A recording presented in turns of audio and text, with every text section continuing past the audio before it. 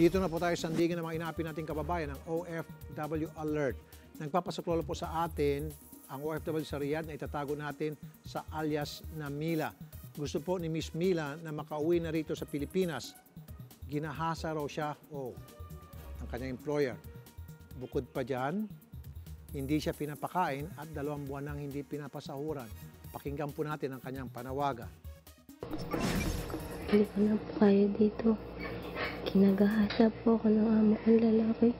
Hindi maalis po yung amo kong babae. Tatakot na po ako.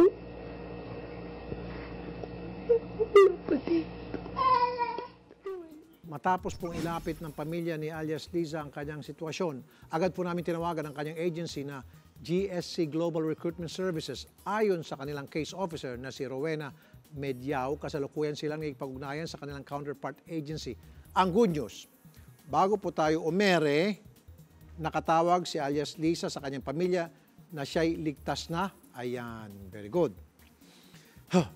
At nasa accommodation. Mag-aantay na lang siyang ma-process ang dokumento sa pag-uwi. Asahan niyo po na ito ay aming tututukan hanggang mapauwi ang ating kababayan dito sa Pilipinas.